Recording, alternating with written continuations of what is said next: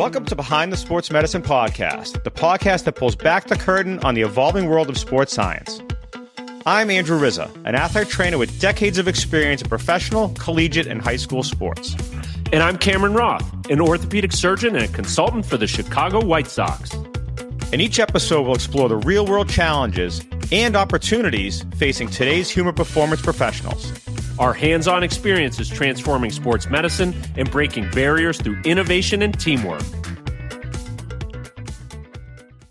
Cybex built an incredible company, and if you look at what they did in the 70s, it all applies today. It was just forgotten. So my goal in life, well, other than personal, family, check that box, for professional work life, is to really rebuild what Cybex did, because they did a really good job. It was all based in science, and it works. Yeah. I know it works, because I've seen it work for 40 years. You know, there were just some price problems along the way, but it worked. Yeah. So you dig the technology or the thought process behind Cybex is still incredibly relevant, but they had some business issues? Yeah, so let me take you through the history of isokinetics, if that works for you guys. Yeah. Perfect. Okay. So we're going to dial the clock back all the way to 1960. There's a gentleman named James Perring, okay? And he's working for a company, and he wants to measure maximum muscle capacity. So at the time, you had two choices to measure muscle capacity. One was isometric, right? Where you put your arm, say, at 90 degrees, you lock it, and you contract. So you'll build muscle strength, or you'll measure the muscle strength at the 90 degrees with a little bit of overflow, right, up on each side. So that's one way to measure muscle strength. The other choice at the time was an isotonic. So I have a fixed load, I can go as fast as I want. But when you use an isotonic, you can only lift the weakest point in the range of motion, right? There's always that sticking point, right? So if I can pick up 50 pounds with my arm, but later in the range I can do 100 pounds, I can only use a 50-pound dumbbell because I can't get past the sticking point. But he wants to measure maximum muscle capacity all the way through the range. So what he came up with was the idea of, if I control the speed, then you can pull as hard as you want, and if you can't accelerate, the muscle is now at maximum effort, right? So that's what he called cyberkinetics, okay? So the idea is, I set a speed, and they call it degrees per second, so maybe 60 degrees per second. I pull, once I hit that speed, I can't pull any faster. Now I'm really trying. The harder I pull, the heavier it is. Maximum muscle effort. So he takes that and he says, okay, I'll plot that torque. So now I can see a strength curve, so I can actually see the performance of the muscle all the way through the range, right? And then he puts the strength, and then he puts on the x-axis position. So now I know in the range of motion where the muscle is and how strong it is at each point in the range of motion. So if I go, say, a knee extension from full extension 115 degrees to 0, I kick out my one side, my uninvolved side, it goes up, it comes down, it's nice and smooth. My involved side, it goes up, it follows the first 30% of the curve, but then all of a sudden it drops off. I know, well, that's where the deficit is, right? It's that latter 2/3 of the curve. That's where I need to train. So unfortunately for James, his company wanted nothing to do with the product. So that company was in New York, and there's another company in Long Island called Lumex. So if you go into CVS, you'll see Lumex walkers, Lumex, right? That was Lumex. So Lumex buys the rights to the cyberkinetic dynamometer, and they create a division called Cybex. So the name Cybex comes from the word cyberkinetic. So Cybex takes the product, and they say, okay, here's a good product for measuring maximum muscle capacity. Who needs to know that? Well, first off, researchers at universities want to know, how strong is a muscle? If I change a protocol, am I getting an effect, right? So they go to the universities and they say, hey, you need this to measure maximum muscle capacity, but also they need the universities because they need to validate it as a testing device. So the universities start doing studies and go, yeah, this works. It's actually a valid way to measure muscle capacity. And what they did is they coupled it so that you could only do a joint at a time. So you knew you were testing the knee, or you knew you were testing the ankle, or you knew you were testing the hip, right? So they called it isolated joint testing.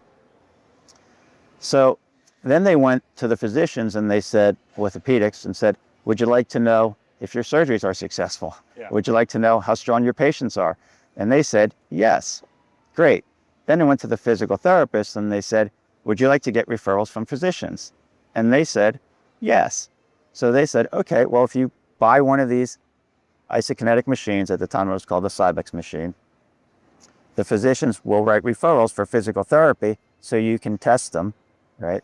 And then you can also train, because it turns out it's also a very good way to strengthen a muscle, because you're strengthening all the way through the range. So that's how it started. The universities bought it for research, validated it as an active or a valid testing device. The physical therapists bought it because they wanted referrals, and the doctors wrote referrals because they needed to know, are my patients progressing? Then it spilled over into the sports medicine, the athletic training field, because what works in physical therapy works in athletic training. I mean, in essence, an athlete's an athlete, right? You can be a 90-year-old athlete, you can be a 10-year-old athlete. An athlete's an athlete, or a person's a person. So it started selling into the universities with the athletic trainers because they have athletes that got injured. They needed to see the extent of the injury. Hence, you'd buy a Cybex machine, okay? We had one in our PT clinic just 25, 30 years ago. Yep. And it disappeared. It ended up being a towel rack. You stopped using it for one reason, but why did it all of a sudden disappear out of sports medicine facilities and physical therapy? Was it cost relation? Yeah, exactly. So, and I'm going to hold that thought for 2 minutes. Okay. So Cybex's machine was passive, kick-pull, right? Yeah. So just to give you the complete history, around 1981, a company called Kincom, Chattanooga, bought what was an active dynamometer. So they had actually a hydraulic system so they could power it. So a concentric contraction, you can generate so much force. An eccentric contraction, you can generate more force. The more you break down the muscle, the more it grows, right? So Kincom or Chattanooga introduced this idea of active isokinetics. So now we added CPM, so I want to increase range of motion, right? They added isometric if they're not ready for isokinetic. They added isotonic, so if you want to do control, isotonic is good for control, but you still have the isokinetic. So that's where the active side of isokinetics came in. And then another company, Biodex, came along, and they bought the rights to an active dynamometer too. So the market's killing it, right? Because every time somebody sat on an isokinetic machine, your clinic would earn $100. And back then it was what was called modality-based billing. Yeah. Modality-based billing is have a Cybex test. There was actually a billing code called Cybex. You get $100. Have some ice, that's $25. Have a little electrotherapy, that's $50. So you could charge a lot in physical therapy. In 1992, when healthcare reform came along, it all changed. Yeah. The modality-based billing in physical therapy went away. Mm-hmm. We're replaced with time-based. Right. So now if it's time-based revenue versus modality-based revenue, your financial model has completely changed. Right. So if you walked into your clinic, and was it Brookline Sports Medicine? Sports and physical therapy. Okay. That clinic was probably 4,000 square feet, had a whole run of selectorized weight equipment, except for, physical therapy space, a Cybex machine or an isokinetic machine. It was loaded with equipment. Yeah. After that, 2,000 square foot clinics, so the market went away. So what happened? Was, Cybex's financial model didn't work anymore because you couldn't do how many patients do you have times the revenue. It was just how much time. So you couldn't afford to buy the machine. Now, why people that owned them that didn't use them? So then this thing called closed chain, right? All of a sudden, closed chain was the hot thing, right? Open kinetic chain was dangerous. That's going to blow up all the knees. Yeah. Closed kinetic chain was the way to go. So it was sort of the perfect storm of, hey, my revenue is down because I'm not getting billed per use. And now everybody's saying I should do closed chain exercise and not open chain exercise. Yeah. So that's why it went away. So Cybex went away, right? They merged with a company who said, it was a fitness company, and they said, we don't do medical. So they sold the Cybex isokinetic products to a company in Texas, who sold it to a company in Washington, who got shut down by the SEC for stock fraud. And that's how we got it. And then Chattanooga said, we don't want to do isokinetics anymore, Kincom. So they sold it to Biodex, and Biodex shut it down. There was a company called Loridan. They went out of business only because the money was gone. Yeah. So that's kind of the history of isokinetics. And then where CSMi jumps in is in 1980, my brother was a student at MIT, and Cybex was looking for a computer. So there's no cell phones. There's no personal computers. They're mainframe computers and mini computers. So they had a Cybex machine that printed out the report on a strip chart. So you had a torque curve and a position curve, and you'd take a little white card and you'd measure the values. So it'd take about 20 minutes to do the test. It would take 40 minutes to create the report. So Cybex goes to MIT and says, hey, we need someone to create a program to run on a computer. So Apple had just come out with the IIe, I think around 1980 or 81. So timing was right. So MIT says, well, that's cool. We have a student that wants the project. We'll do it, but we need the medical expertise. So they go to Mass General. And by the way, at MIT was Paul Grace. Okay. He was the athlete trainer there, right? Yeah. And Paul's like, oh, this is cool. Back. Yeah. Paul's like, this is cool. I'll do that, right? And you had Coco Kasabian hanging out at Northeastern, right? Yeah. So I'll play.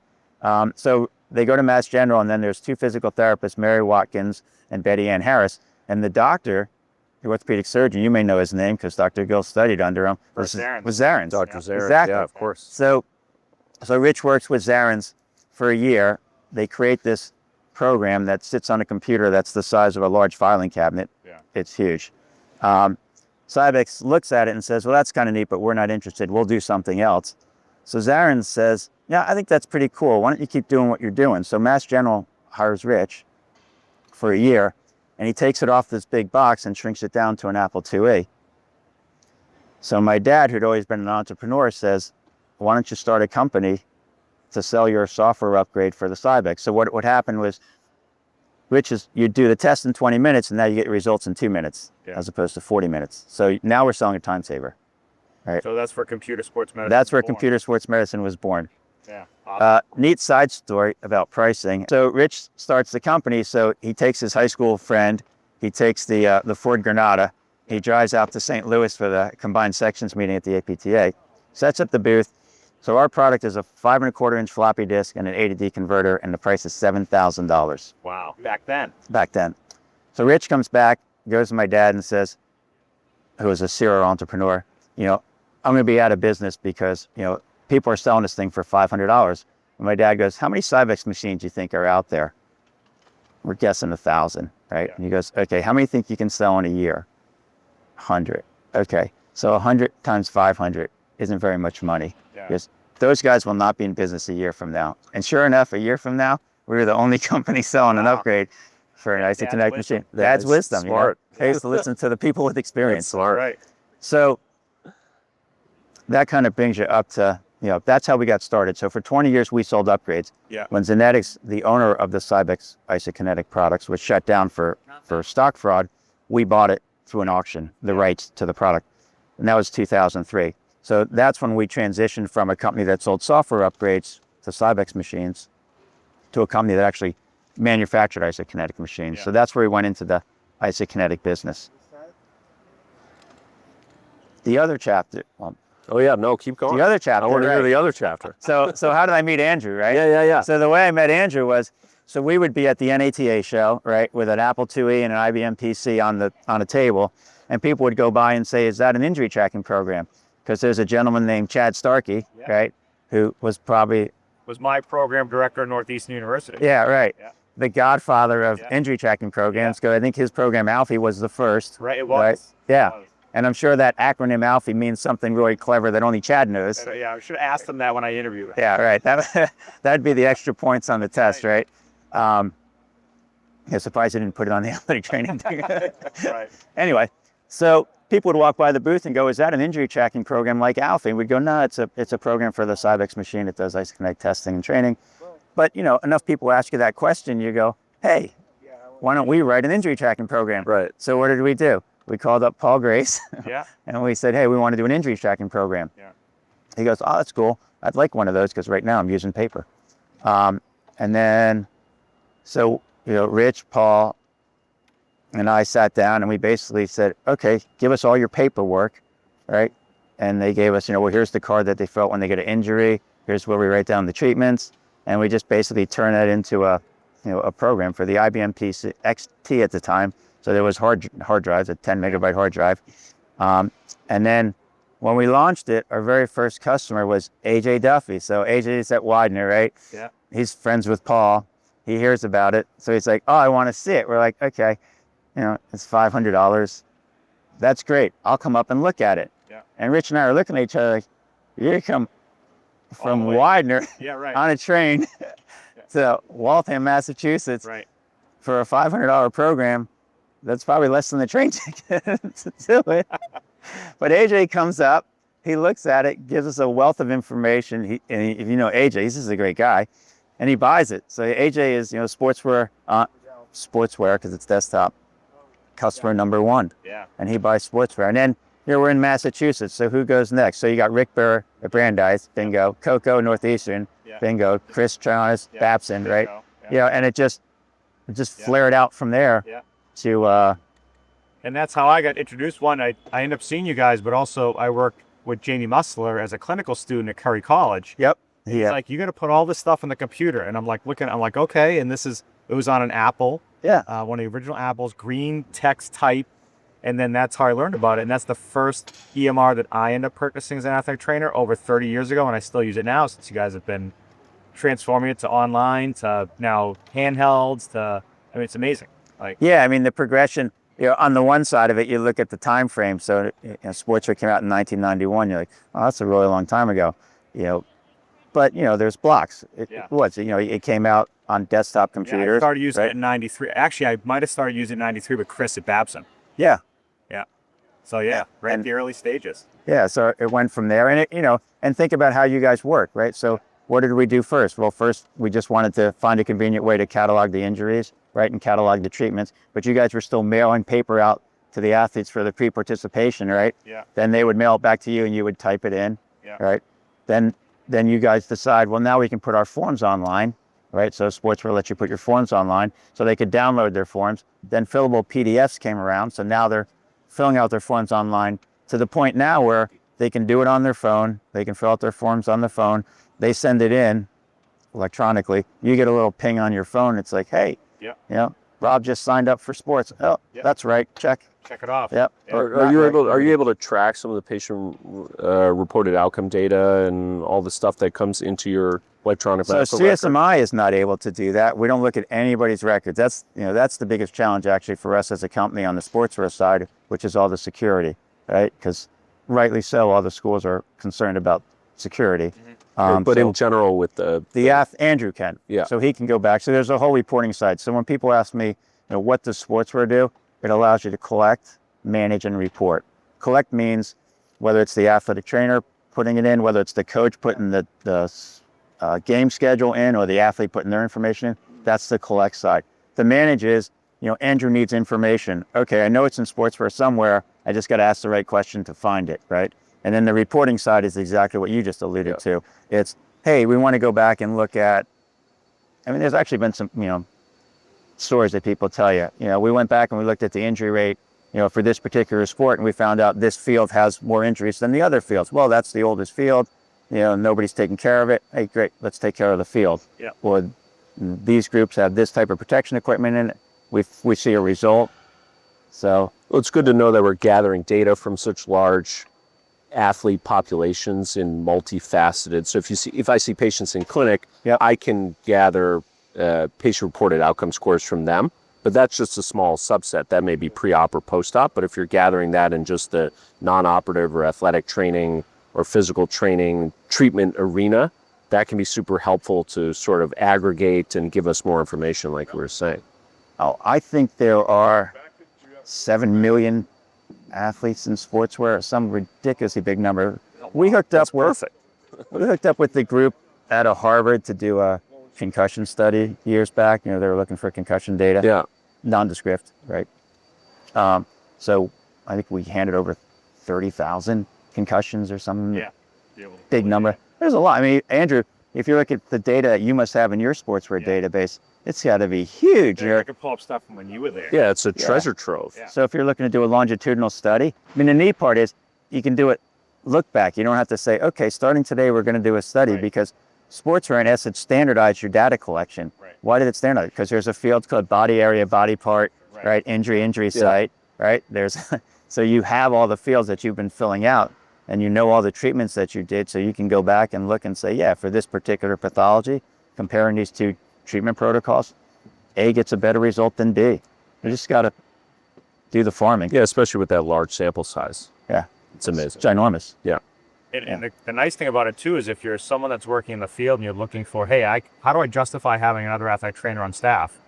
You could pull that data all the way back and say, look at what we've seen, injury-related evaluations, treatments over time, and they can use that in that sense too to help to get staffing. Lots of athletic trainers do that just to justify their job. I mean, if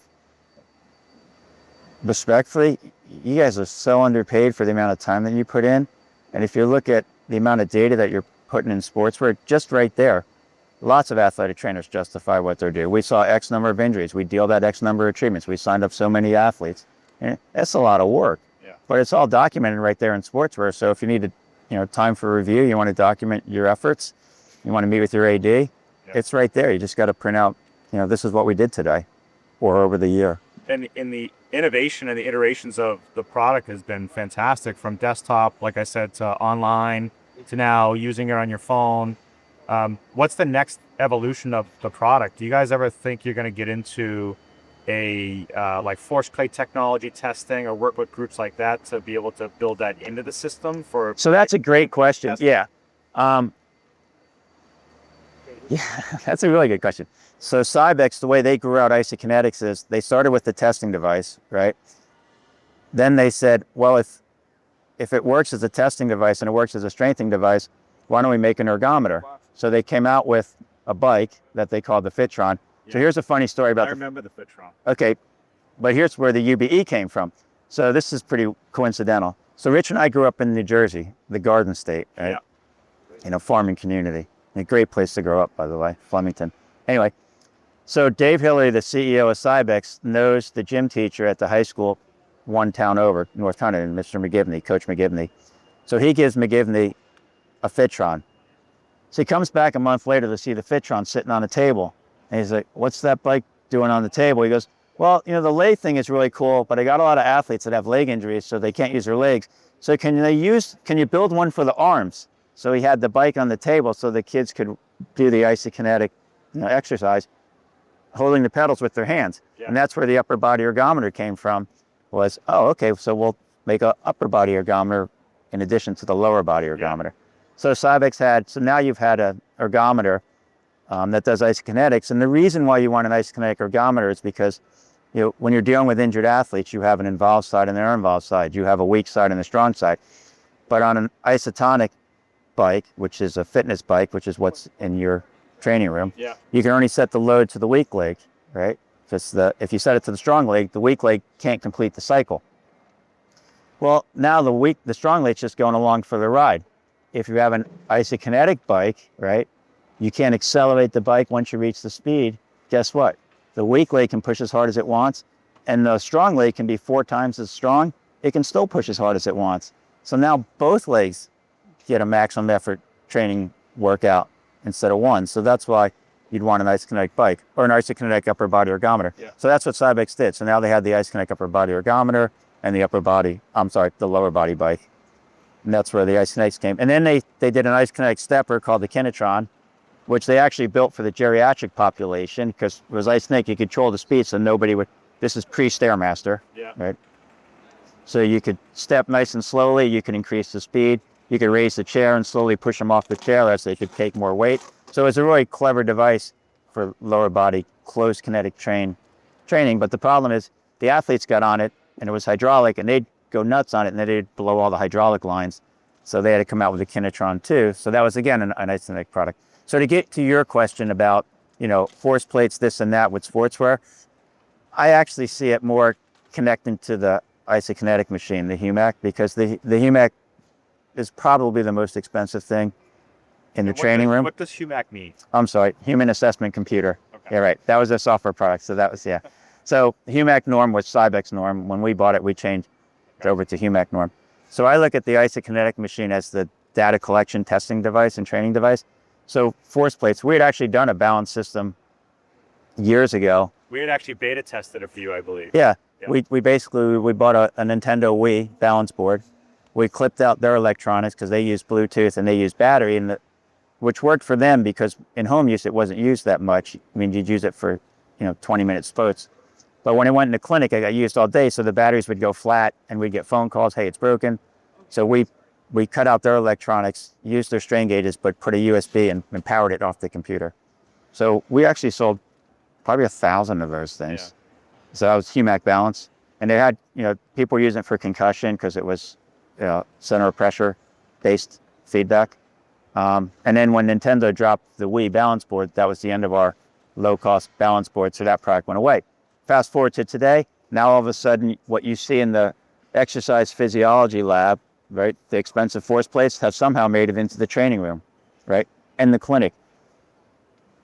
Motion capture, they're starting to make it into the sports performance. So now there's this whole new chapter. There was physical therapy, and then you go back to the high school. Now there's this whole sports performance gap that's getting huge, that's getting filled up with equipment that you see in physical therapy and equipment that you used to only see in the human performance lab, right? Hence force plates. So yeah, so that's something we're taking a peek at. The Isokinetic bike, we have one in our booth here. It's called HUMAC BIKE. I'll try it out. He needs to get a workout in today. Yeah, you know what? Actually, it's kind of funny because whenever I walk into a clinic and I see an old Fitron like you had, an old rusty one, some old bike. I know in the room that there's a cyclist in that department somewhere. It's like when you walk into a physiology lab and you see a golf simulator, right? You know there's a golfer in that lab. But it's the same thing with a Fitron. If you see a Fitron, you know there's a cyclist. Because if you think about it, when you're training for your triathlon, right? Your cycle rate, your cadence is probably somewhere between 90 and 100, right? And you're shifting your gears to stay there because that's where you're efficient, right? Well, imagine if you had a bike that you could just set it to 90 degrees per second and pedal as hard as you want, and it doesn't go any faster. So you can do intervals at 90 without, when you're on your rollers, changing gears, trying to find resistance. It's the perfect training device for an athlete, for a cyclist. Yeah, and I mean, it's crossover as well. Just because you're cycling, you're training all your zones, and it works for all endurance sports, so running, swimming. And it's if you think about time under tension for weight training, right? So when I lift weights, right?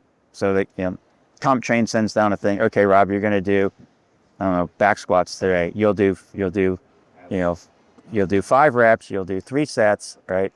And that's your strength workout for your legs today. And then there's other stuff, but that's the strength component. Well, if you measure the actual amount of time that I'm actually lifting weights, doing that squat, so it's what, 3 seconds down, 3 seconds up, maybe 6 seconds, right? Total, right? Times 3 is 18 seconds, right? Times 3. It's maybe a 2-minute rest. Yeah, it's in between the sets, right? So it's like a minute of under tension. Well, so when I go home and I get on my Fitron and I set the clock to 15 minutes of under tension, guess what's making me stronger? Riding the Isokinetic bike for 15 minutes. And guess what doesn't hurt? Riding the Isokinetic bike, right? And if you're doing your intervals, it works really well. Yeah. What innovation outside of this now? So you've done upper body ergometry, lower body with the bike. Yeah. What's the next? Looking into the future of your brain, like looking into your brain, is a rower or like a regular erg in the future? Or is that something you can use? So it is. Yeah. Right. Okay. So. that erg rower, if you're going to look for a piece of fitness equipment, that would be the first piece I would buy, would be an erg. It's just such a brilliant product, and they get it out the door for $995. And wind, it's not as efficient as hydraulic, meaning hydraulic will hold the speed. Wind, resistance, it'll accelerate a little bit. But as you increase the speed, I forget what it is, like by a factor of 4, it gets harder. So that holds speed pretty well, and you're starting and you're stopping. Hydraulics work better when it's a continuous flow. So you think more of a upper body ergometer. There's some lag in the row. Yeah, right. There's that start and stop. So it'd be the same thing if you were trying to row hydraulically. You'd have to catch the speed, then hold the speed. So how long am I at speed? And then somehow you got to bring the oar, I'll say, back. So it wouldn't be too efficient on a rower. The hydraulics work very well on a bike. But for CSMi and CSMi's future, I really look at what Dave Hillary was the CEO, Ray Gianelli was engineering, and coincidentally, Ray Gianelli lives down the way from me. So he pops in every now and then and gives me a little advice. But I look at what the folks at Cybex did, and I say, you know what? Isokinetics is still the most efficient way to measure a muscle. It's still the most efficient way to strengthen a muscle. Add eccentrics, right? You can overload. There's no better way. In regards to where it'll go, I think it'll stay best in the rehab community because, it's not comfortable, right? And it's expensive. So I think it's ideal for athletic training. It's ideal for physical therapy. It's ideal for research. Does it work in the fitness? If it's so great for strengthening, why is it in fitness? I was just over in Germany, and when you go to Germany, you'll see a lot of motorized weight stack machines. So there's no weight, there's just a motor in there. But there's something fun about watching a weight go up and down, So if you're in the gym and you want to watch weights go up and down, and it's also easy. I did 5 plates today and I only did 4 last week. I'm getting stronger. Yeah. So, do I think isokinetics will make it into the fitness world? Should it? It should. Like ergometers should definitely make it into the fitness world. But as I tell people when they come down to my basement and train with me, it's not going to be comfortable, but I promise you when you're done, you're going to say, wow, I never had a workout like that before. Yeah, exactly. So, yeah. Oh, so to follow up on that. So for CSMi, the ergometers are cool, isokinetically, that's what I see. And then the force plate, that's something we're taking a serious look at because we already had the balance board. We just got to add the jump component. So I wouldn't be surprised if you walked into my booth and you go, wow, there's a force plate. In the future. What about in the future, if you have a young sports medicine professional in front of you, how would you advise them on using sports technology moving forward? Or is there anything you would change about how it's used now? So I think isokinetics got in trouble. It got a little oversold. So when people ask me about, what can your equipment do as a measuring device? So we call it an evaluation device, not a diagnostic device, right? So back in the day, people might look at a curve and go, oh, that's plica syndrome, or that's a torn ACL. No, it's not. Right. You can't do that. So our tools are good for evaluation. I would say, if someone's starting a clinic, what should I do for equipment? I'd say one, plan out your cash flow really well, because if it doesn't work on paper, it's not going to work in reality. And then for buying equipment, buy the equipment that's going to serve your market, step slowly. That's the advice. If you have the cash flow to buy an isokinetic machine, by all means buy one. Why? Because I think it's the gold standard. I think there's no better way to measure a joint than an isokinetic machine, by far. But if you can't afford the machine, then you have to step it down a little bit and find out what you can. I think what you have to keep in mind, though, is if you're buying, I'll use the term a lesser technology, not in a derogatory sense, just that it's not as good as an isokinetic machine. You have to realize that you're using a lesser technology, so you're not getting as much information as you would if you use the premium technology. So what does that mean? So that means that, so say we had force plates, right? Someone bought our force plates and they said, well, do a squat. Oh, look, you put most of your weight on your left side, so obviously you have a problem with your right side. Agree with that. But that's about as evaluative as you can get, right? Put them on the HUMAC norm, where I just test your knee. Well, now I know exactly, what your strength is. I know exactly where in the range of motion that deficit is, and I can be more specific in my training, so I can target your therapy in that specific area where the weakness is. So the example is the more expensive device, the zone gives you more information that you can be more precise in your treatment. The less informative device doesn't give you as much information, so you're not as efficient as you would be if you had the more efficient measurement device. That's kind of the difference between the two. No, it's helpful. It's it's another data point. It's a great data point and super helpful.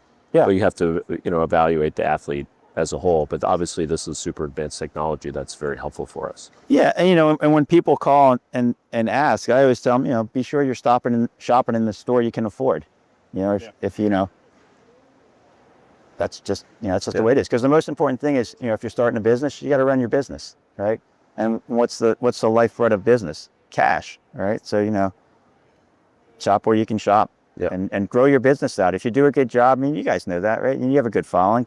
How do you grow a business? Deliver a good product. So if you're a good clinician, you start small. I've had lots of customers that start small. They'll start with a refurbished machine, and then they'll trade in the refurbished machine and buy a new one, or they'll keep using the refurbished one. So that's another way to get into it. I agree with you 100%. The one what you're alluding to is, isokinetics, they're expensive. So why am I coming out with an isokinetic bike?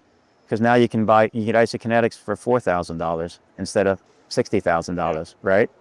So for training isokinetically for $4,000, that's great. So my job is to bring the cost of isokinetics down, hence the $4,000 HUMAC bike. I have a $50,000 bike. What's my next US, my goal in life? To fill that slot between 4,000 and 50 with a whole bunch of stuff that starts with HUMAC and ends with isokinetic. Right. So, yeah, that's the way I see it. But what are you excited most about in your future? Like, what do you guys... I got a mountain bike ride that I'm going to do. I'm pretty excited about that. That's what you should be excited about. Professionally, okay. So I mean, things are changing so fast, like the technologies. That's why I asked is... They are and they aren't, because the human body's not changing, right? You have a human body, right? It's got the extremities that it has. Yeah. That's not changing, right? And basic science isn't changing. So, I mean, sensors are changing. You can come up with different sensors and things like that. But, I mean, I don't know, what makes me get up in the morning is this is a great market. What I like about this market is it's really small, so there's no super large players that are going to say, hey, nice idea, Rob, I think I'll do that for you. Right. All right? So, sportswear, 1/3 of the colleges use sportswear. That gets me up in the morning. I think that's super cool because that means 1/3 of the college athletes are using sportswear. That's neat, The extremity system, I mentioned earlier, in the Park City, the ski team, U.S. ski team just put one in. Daniel Bodkin, our physical therapist, athletic trainer, person in charge of our education program, and he installed their system yesterday. That's cool, I like going to a clinic in Little Rock, Arkansas. They're treating Parkinson patients and they're sitting on norms. Yeah. That's cool. Yeah. Just good stuff. It's fun. Yeah. Continuing to evolutionize the business, which is great. Yeah. It's, I don't know, what's old is new. Isokinetics is just a good way to do it. In regards to the injury tracking, where's that going to go? The phone changed everything, right? Computer screens are just convenient. I know I'm older, but I like, if I'm going to analyze stuff, I like looking at computer screens. There's a reason why there are 3 screens. It's got to be bigger as we get older, though. Yeah, well, there's the glasses. Smaller. But that's why I have 3 screens on my desk, right? Because I've got, outlooks here, right? Whatever's there, and something's on the 3rd screen, right? So I don't think... Bike track. Yeah, right. All trails. Right. Planning routes. Yeah. The important stuff. No, I think it'll keep pushing down onto the phone, right? Probably voice automation is amazing, right? So people using sportswear now, you can actually comfortably put your notes in sportswear. That's pretty neat. So my brain's turning here. How's AI technology change sportswear in the future?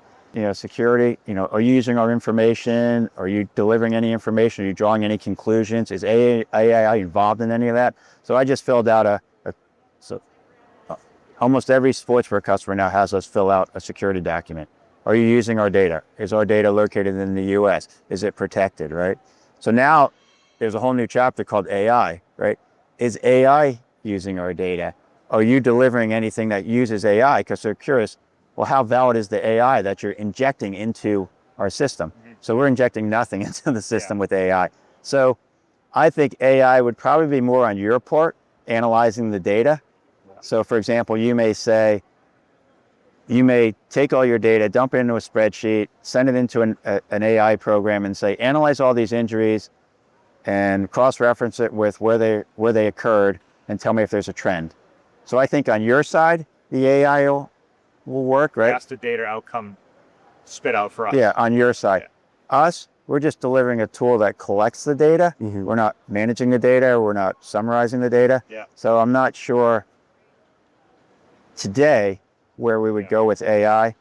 Tomorrow I may have a different answer, but as of right now, we're not touching it. Conversation for another day. Well, it's a conversation. It's your data, right? Yeah. So it's what you do with the data and how you use artificial intelligence to synthesize it and analyze it. You're collecting it. Yeah. And we're the next step. And it's being put on a mass level of synthesis and analysis to see what we can do with it. Right. And all we're really delivering is a tool to collect the raw data. A great tool to collect the raw data. So if you have high quality tools, then you have high quality data, right, and then you can produce high quality outcomes. Yeah. Right. So our job is to listen to people like Andrew and say, hey, Rob, it would be cool if I could collect this data.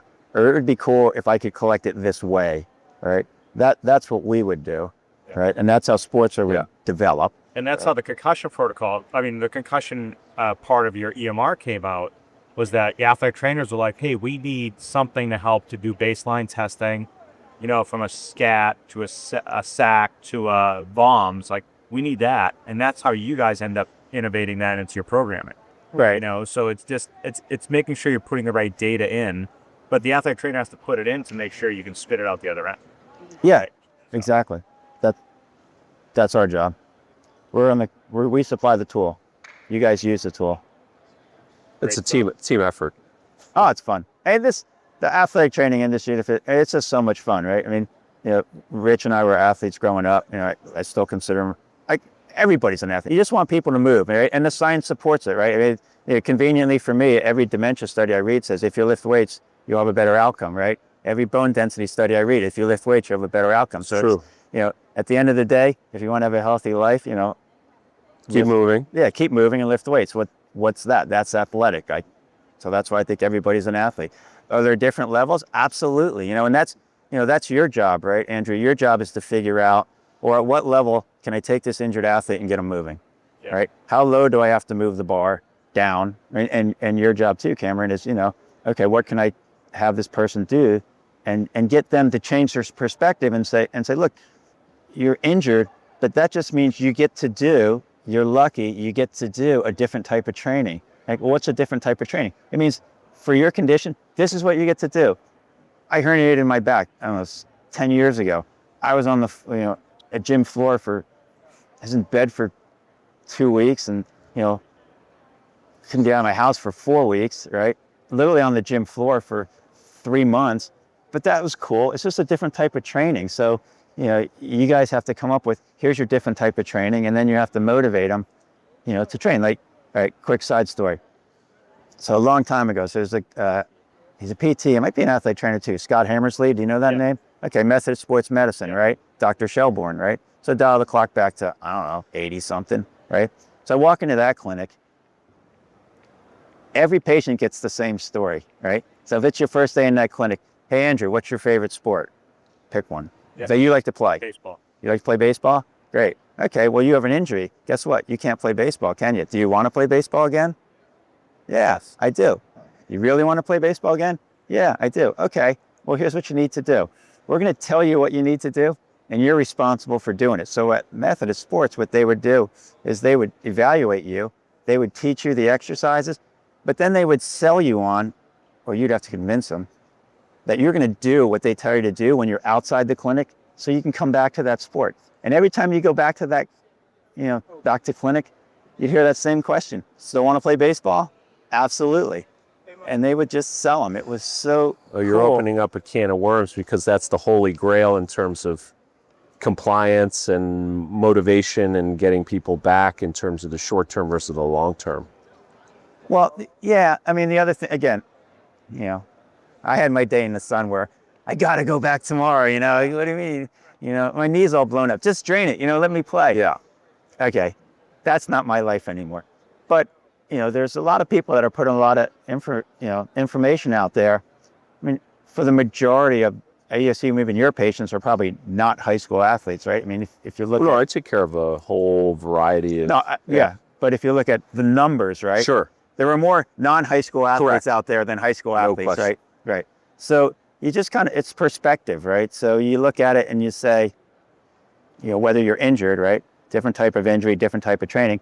But, what's your perspective? Is your perspective, I need to be there tomorrow? Or is your perspective, in 6 months, I want to be sure that I'm really healthy? I mean, look at the ACL, the biology behind the ACL. When is it really, really healed?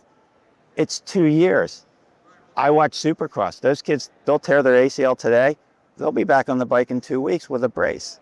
Yeah. That's just their world. But I think if you look at the general public, if you take a longer view of health, right, because you guys are in the health business, and people can settle down and you can sell them on the, it's really what's important is 6 months from now, 20 years from now, that's what's important. So the little, what you may feel like are baby steps, those are very important baby steps to embrace, knock them out, and then 6 months, 5 years, 10 years, you're healthy. It's not, oh yeah, if I only did this back then, I wouldn't have to have that knee replacement or whatever. It's a great perspective. It's a great perspective.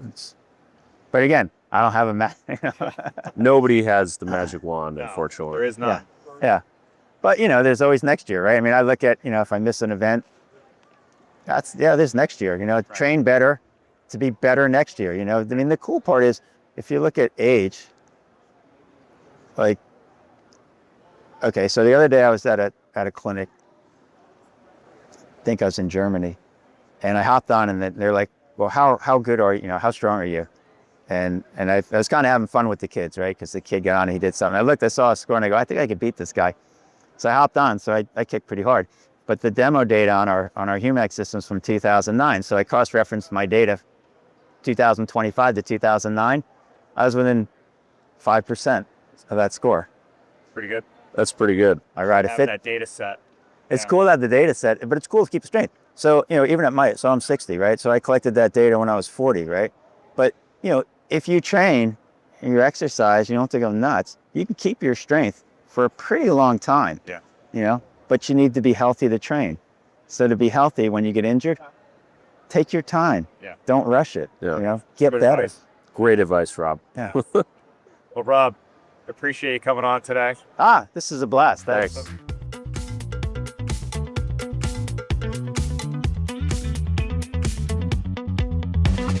Thanks for listening to Behind the Sports Medicine Podcast. Follow us on social media and check out our website.